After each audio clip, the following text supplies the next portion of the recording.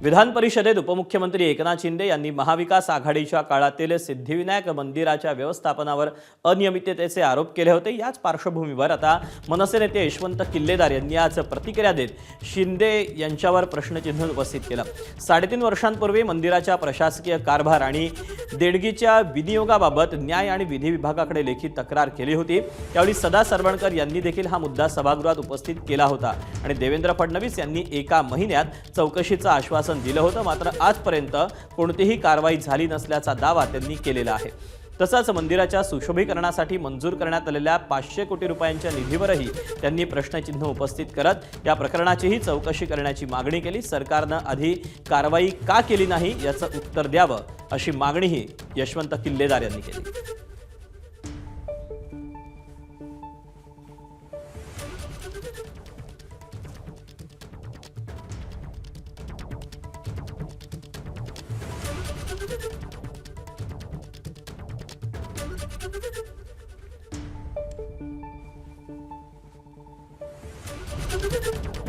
जी तक्रार आम्ही 3.5 वर्षापूर्वी केली होती तेव्हा शिंदे साहेब मुख्यमंत्री होते आणि पर्टिक्युलर न्यायविधी खातं हे फडणवीस साहेबांकडे होतं।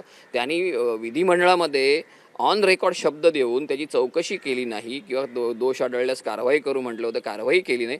आता तुम्हाला का आठवलं? म्हणजे आता तुम्ही राजकीय हेतूने केवळ राजकीय हेतूने सिद्धिविनायक मंदिराचा त्यावेळेचा जो विषय आहे त्याची राजकीय ढाल करतायत, बाकी काही नाही। तर जवळजवळ 3.5 वर्ष झाली, कसली चौकशी आणि कसलं काय आणि कसला दोष आणि कसली कारवाई, काही झालेलं नाही।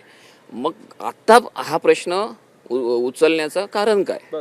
कारण काय? तुम्हाला तर कारवाई करायची, तुम्ही तेव्हा मुख्यमंत्री होतात, तेव्हाच का कारवाई केली नाहीत? आता राम मंदिराचा जो काही घोळ झालाय, घोटाळा झालाय, चोरी चपाटी झालेली आहे, ती लपवण्यासाठी तुम्ही सिद्धिविनायक मंदिराचा तो जुना विषयाची ढाल करताय, हे मला काही पटत नाही। दरम्यान याच सगळ्या प्रकरणावरून ठाकरेंच्या शिवसेनेचे खासदार संजय राऊत, त्यासोबतच राष्ट्रवादी काँग्रेसच्या शरद पवार पक्षाच्या खासदार सुप्रिया सुळे आणि काँग्रेसचे प्रदेशाध्यक्ष हर्षवर्धन चकपाळ यांनी काय म्हटलं आपण पाहूया। आदेश बांदेकर अध्यक्ष असताना त्यांनी डायलिसिस केंद्रासाठी मशीन घेण्यासाठी एक रक्कम मंजूर केली।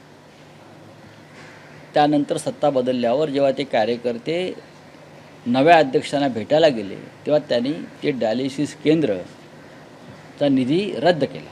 हे जे असे लोक आहेत ना, यांच्याकडनं तुम्ही काय अपेक्षा करता? सिद्धिविनायक केंद्रानं सिद्धिविनायक मंदिराच्या न्यासानं आदेश बांदेकर, संजय सावंत हे सगळे लोक असताना जेवढं उत्तम काम केलं तेवढं कधीच ते काम होऊ शकलं नाही। आता सिद्धिविनायकची जर आपल्याला मंदिरातल्या भ्रष्टाचाराची आठवण येत असेल तर हा कुठेतरी मूळ मुद्दा लपवण्यातला हा प्रकार आहे आणि जो मूळ मुद्दा आहे त्या मूळ मुद्द्यामध्ये कुठलीही नैतिक जबाबदारी स्वीकारायला तयार नाही। उठसूट मन की बात आणि उठसूट राष्ट्र को संबोधन जे पंतप्रधान आपले करतात ते कुठे हरवले आहेत? त्यांना एकदा राम मंदिराच्या अनुषंगानं मन की बात करा म्हणा, त्यांना एकदा राम मंदिराच्या अनुषंगाने तिथलं ऑडिट करा म्हणा। प्रभू श्री रामांचं मंदिर उभं केलं, ज्यांनी आपल्याला मर्यादा शिकवली, त्याच मर्यादा पुरुषोत्तम रामाच्या मंदिरात जर भ्रष्टाचार होत असेल तर ह्याच्यापेक्षा गलिच्छ काही नाही। मी तुम्हाला सांगतो की आमच्या श्रद्धेची उज्जैनचं मंदिर पण आपल्याला श्रद्धाच आहे ना, मग तिथे पण भ्रष्टाचार, अयोध्येला पण भ्रष्टाचार। आता तुम्ही म्हणताय सिद्धिविनायकचं आहे तुम्ही नवीन काढलंय, मला सांगा जर तिथे असेल तर मग इतक्या दिवसात का नाही इन्क्वायरी लावलेली या सरकारने? दरम्यान याच सगळ्या प्रकरणी सत्ताधारी पक्षातील छगन भुजबळ आणि भाजपचे आमदार प्रवीण दरेकर काय म्हणतात आपण पाहूया। त्यांना या विषयाची माहिती मिळालेली आहे, त्यांनी सभागृहात सांगितलेली आहे आणि त्याच्यामुळं दुसऱ्यावर आरोप करत असताना आपल्या असणाऱ्या ट्रस्टींनी काय केलं हे त्या ठिकाणी समजून घ्या।